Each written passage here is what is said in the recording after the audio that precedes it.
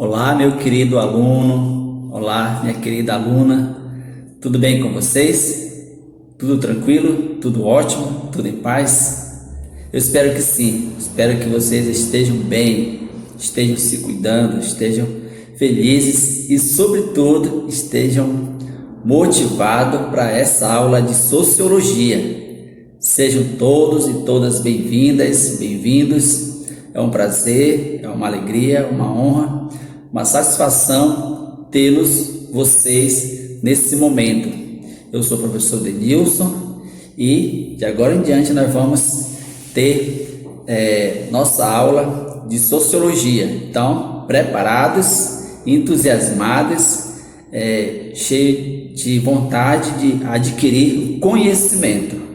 Conhecimento que é uma das coisas mais importantes que o ser humano pode adquirir para a sua vida. E você, meu querido aluno, minha querida aluna, você está tendo essa oportunidade de adquirir mais conhecimento e conhecimento na área da sociologia.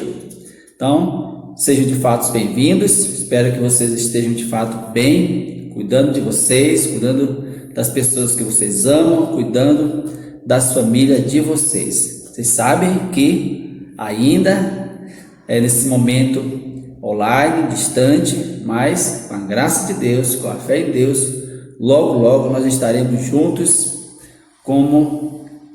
da forma como queremos, né? Tendo contato diretamente com o professor, com os colegas, com a coordenação, voltar à nossa vida normal. Ainda não é possível, mas logo a gente vai estar juntos, se Deus quiser. Eu acredito muito nisso. E enquanto esse momento não chega, a gente vai estudando por aqui, à distância, né? Mas não perca a vontade de estudar, a vontade de correr atrás do conhecimento, o desejo de descobrir coisas novas. Mantenham a fé, a esperança sempre vivas no seu coração, na sua mente. Mantenha a espiritualidade, o contato com Deus, porque, como eu sempre digo, Deus é a nossa força maior. Não pare de acreditar, não pare de confiar. Cada vez mais peço para você, seja pessoal, seja em família, cultive a vida de oração, cultive a intimidade com Deus, porque é isso que vai nos dar força e, sobretudo, nos momentos difíceis, né? A gente vive momentos não são muito bons, mas a gente acredita, tem fé, tem esperança que logo tudo voltará ao normal, tá certo, meu querido aluno?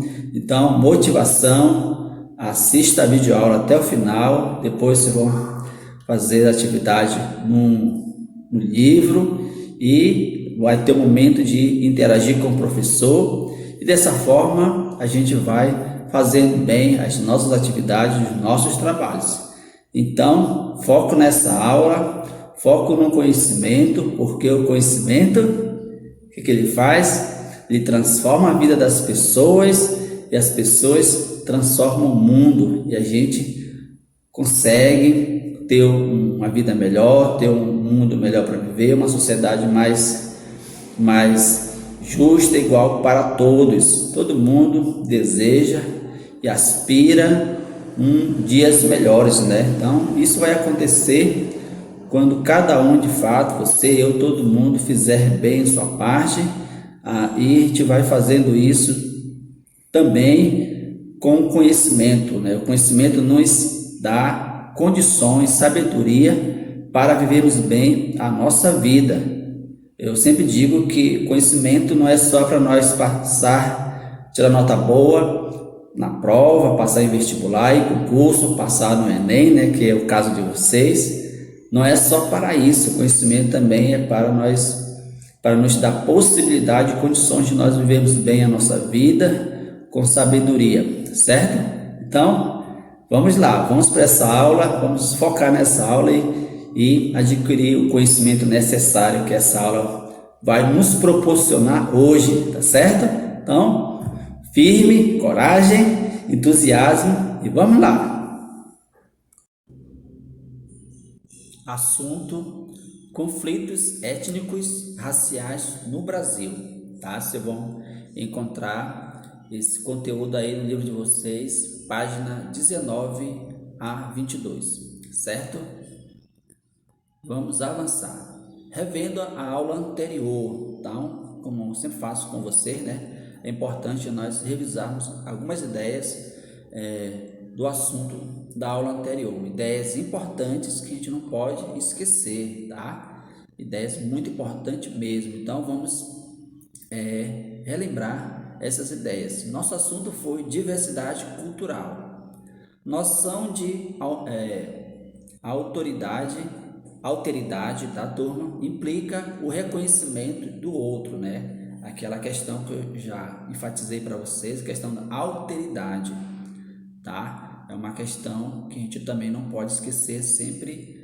A autoridade vai sempre nessa perspectiva de respeito e reconhecimento do outro, daquele que é diferente da gente, certo? Talvez possa dizer para você que é o desafio maior do ser humano, né? É muito bom, você lida muito bem com as pessoas que são do seu grupo, pessoas que de certa forma têm o mesmo pensamento que você com pessoas assim você convive muito bem, mas com aquelas pessoas que têm um pensamento, um modo de ser totalmente diferente do nosso, aí para nós já é mais difícil, e é nisso que entra a questão da alteridade.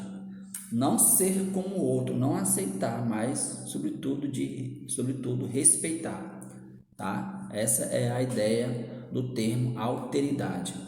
Vivemos em um mundo globalizado no qual o contato e a convivência com as diferenças foram intensificados. De fato, é isso mesmo. A globalização, ela possibilitou isso. Você, com o seu celular, com a internet, computador, você tem um mundo ali à sua frente e você lida, tem contato com um mundo bem diverso, bem diferente, tá? E essa é a consciência que a gente tem que ter e ao mesmo tempo desenvolver a questão da alteridade. E entendemos que as pessoas são diferentes de nós, têm os pensamentos diferentes de nós, têm a tradição, a cultura, a religião, e que a gente precisa compreender, entender e respeitar, ok? Isso possibilitou tanto o acesso simultâneo à informação e entretenimento, como o contato entre indivíduos, grupos, empresas, instituições situados em diferentes partes do globo, né, do mundo. Então, isso de fato é verdade.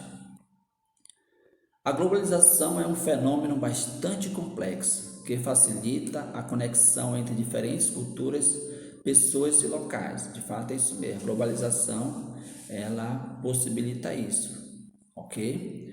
É possível perceber tais dinâmicas nas metrópoles, isto é, nas grandes cidades, tais dinâmicas em que se verificam diferentes influências culturais, hábitos, linguagem, vestimentos, arquitetura e culinária e etc. Então, numa cidade,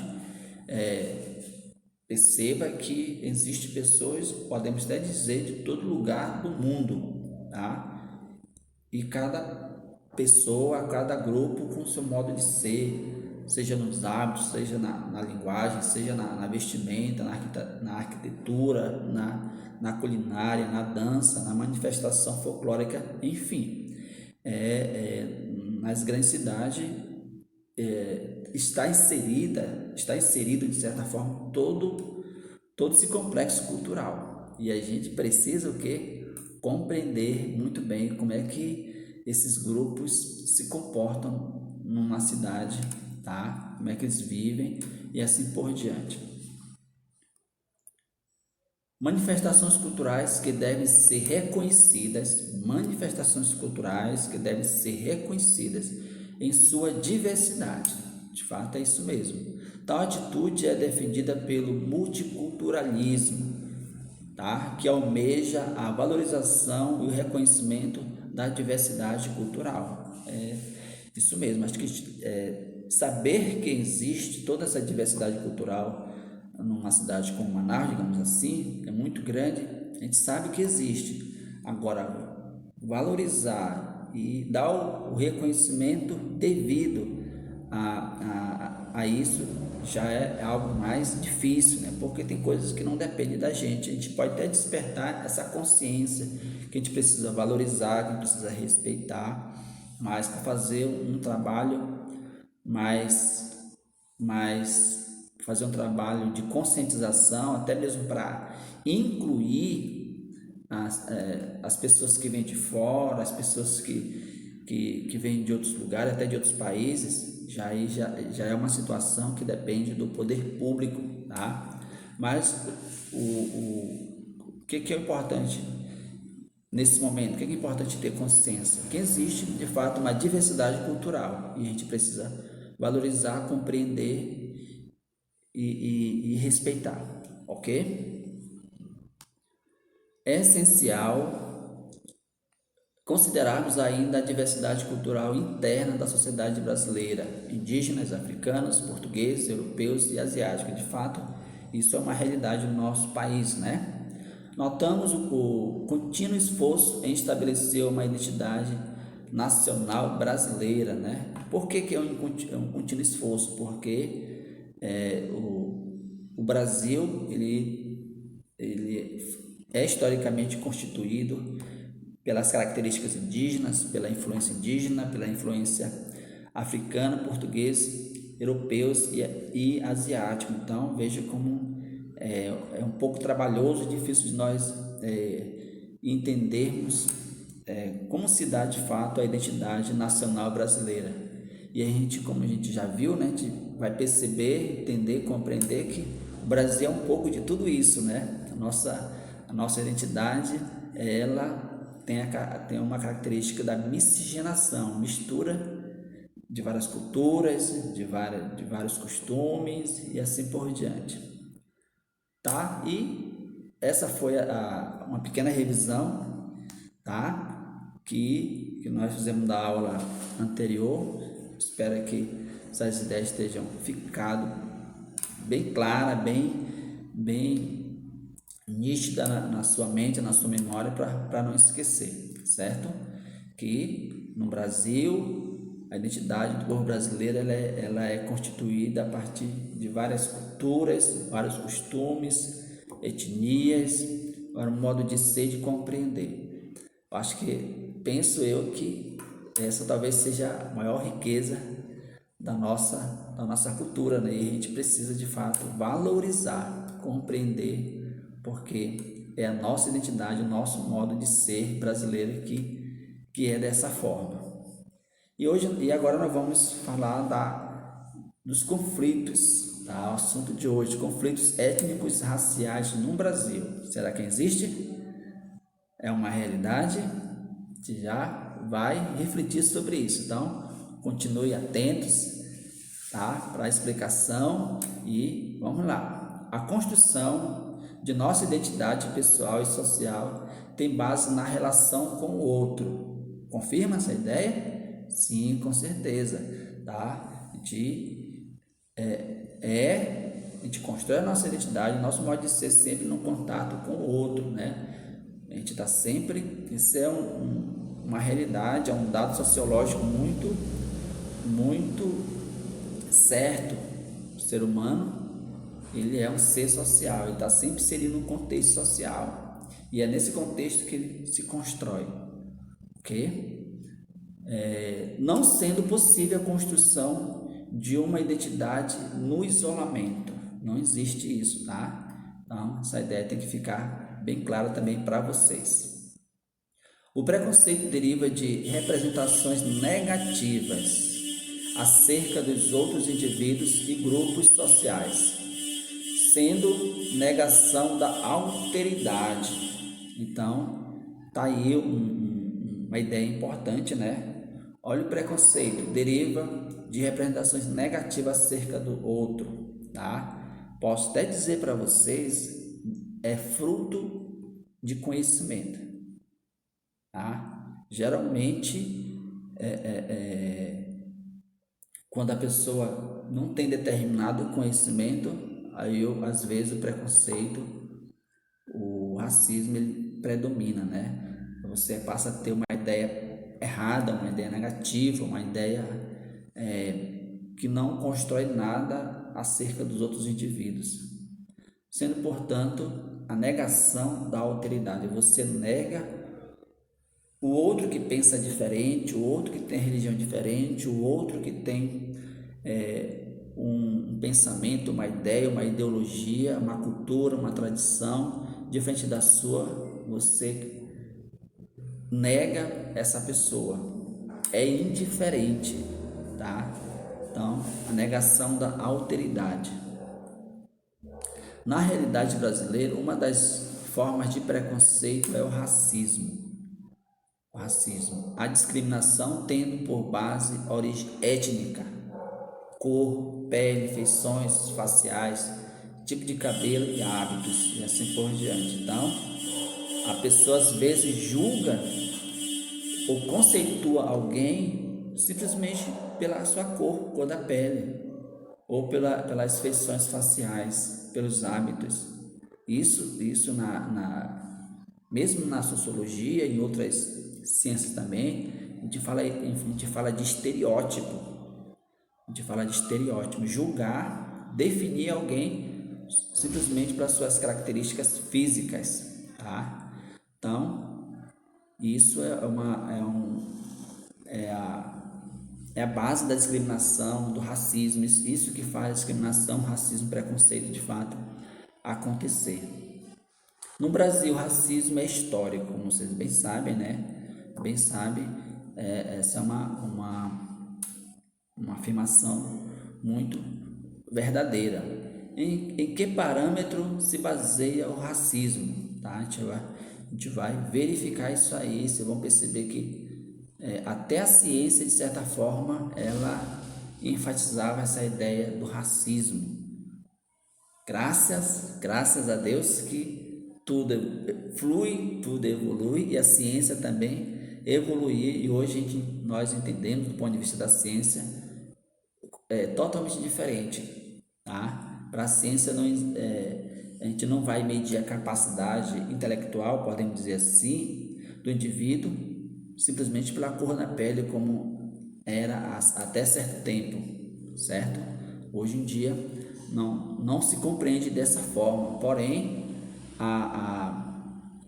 muitas ideias ainda persistem, ideias racistas, ideias discriminatórias, assim por diante. Durante o século XIX, estava em voga no meio intelectual, as teorias racialistas. Em que consiste isso? Estas defendiam a existência de uma hierarquia entre as raças humanas. Olha o termo, raças humanas, tá?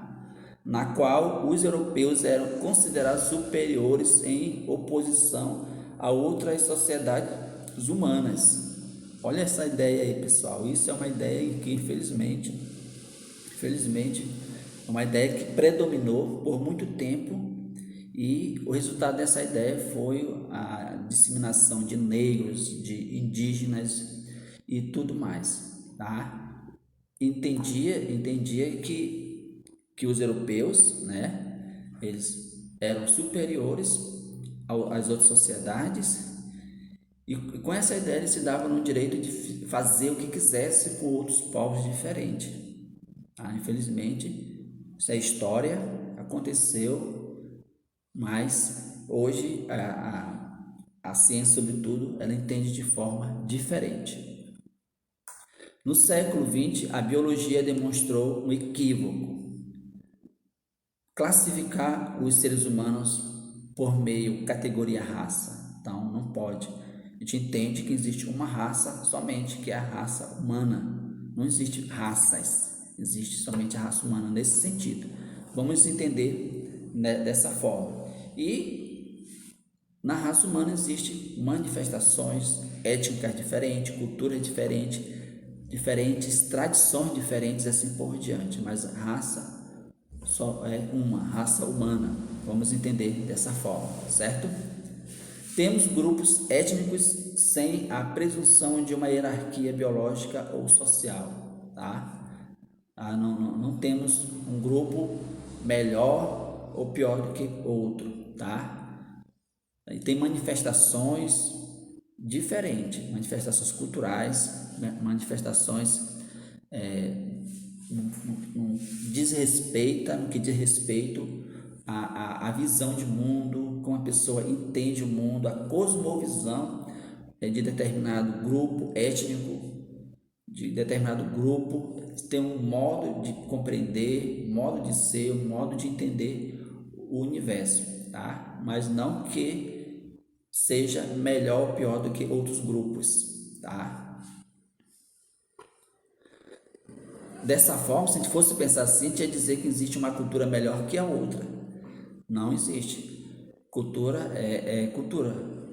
É o modo de ser, o modo de expressar de um povo, de uma sociedade, tá? Não existe cultura melhor que a outra, tá, turma?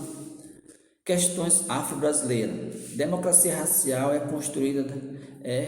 construção da identidade brasileira, resultado da miscigenação entre indígenas, europeus e africanos. De fato, a nossa identidade ela é democrática, digamos assim. Democracia racial, por quê? Ela é construída, a nossa identidade é construída a partir de uma miscigenação entre negros, africanos, europeus e indígenas, tá? Por isso que a gente chama de miscigenação. Tal concepção teria propiciado a convivência pacífica e eliminado o preconceito de raça. Teria, verdade, né? Mas infelizmente ainda não eliminou. Estudo comparativo. Nos Estados Unidos, predomina um preconceito racial de origem, tá? A pessoa é de outro lugar, de outro continente, de outro país, então as pessoas podem exercer o preconceito dessa forma, tá?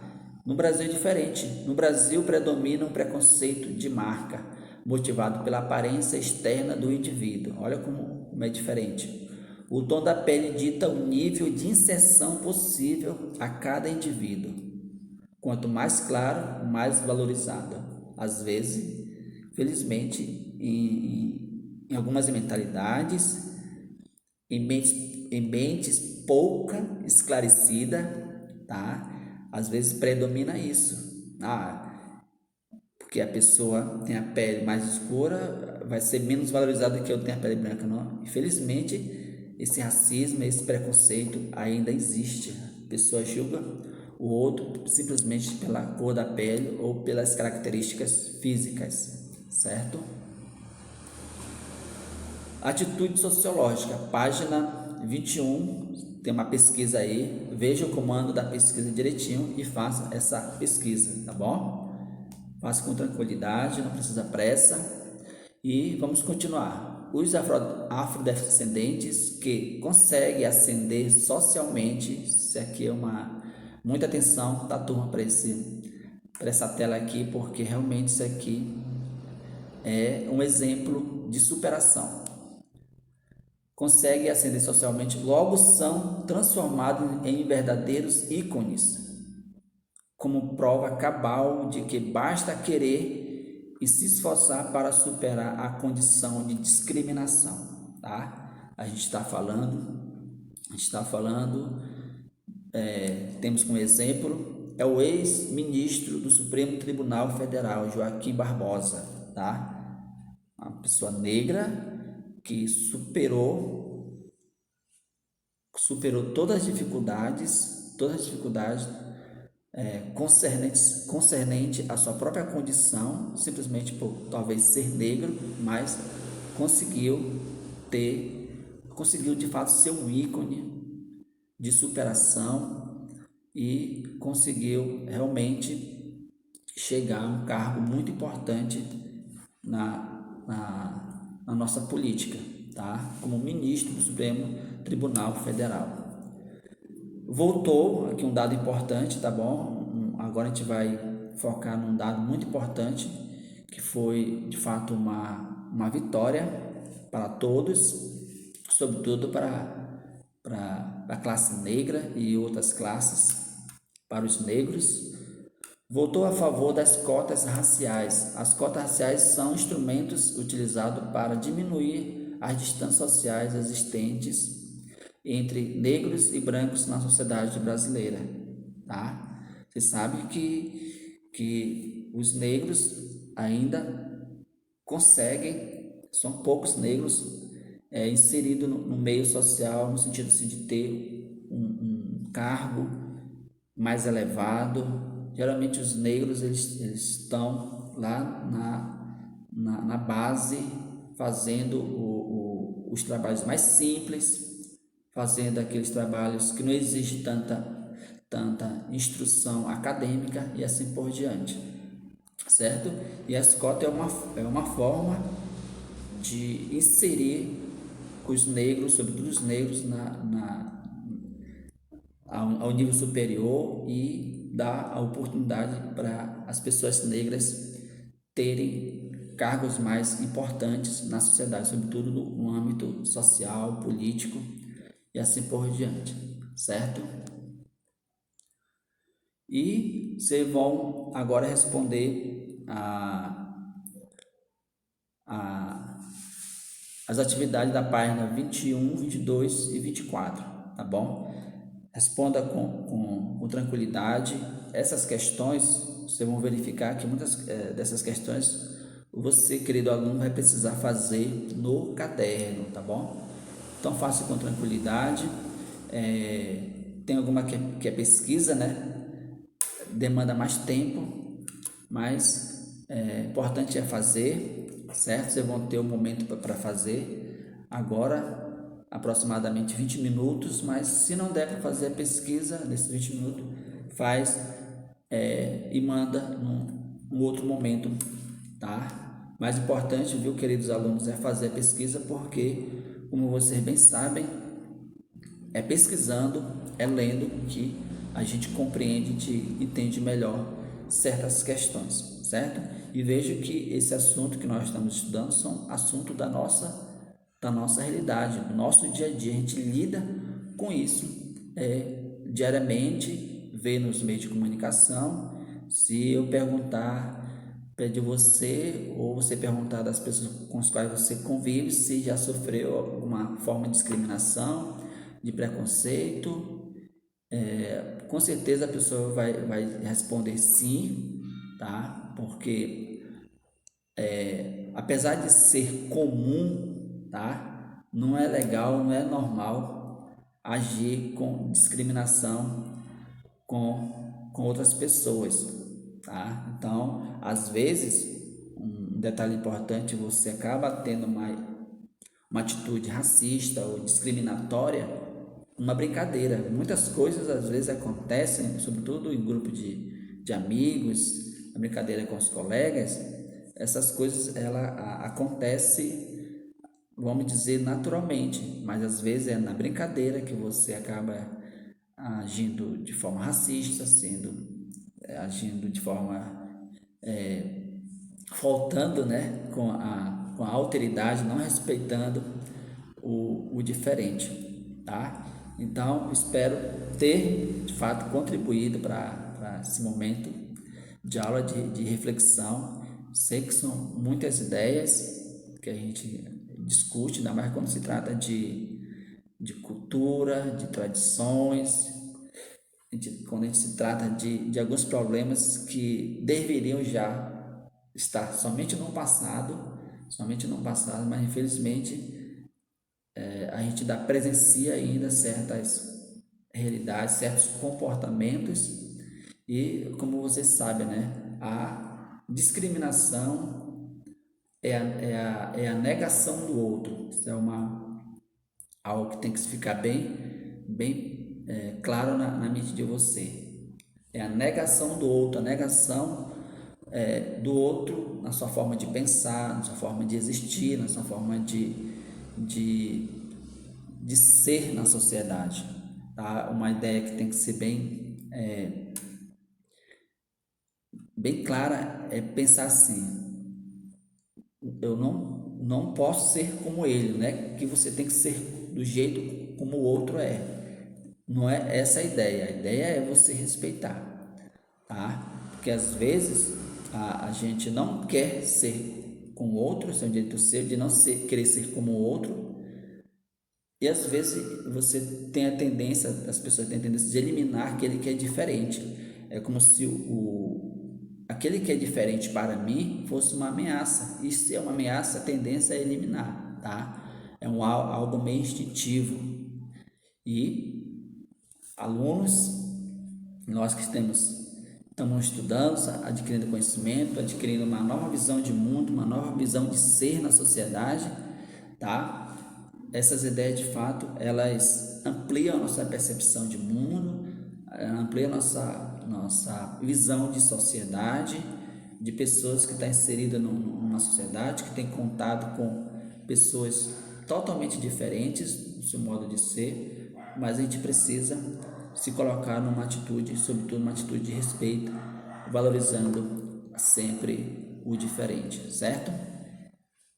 Concluímos o nosso tempo por aqui. Espero ter contribuído para esclarecer muita coisa aí relacionada ao assunto.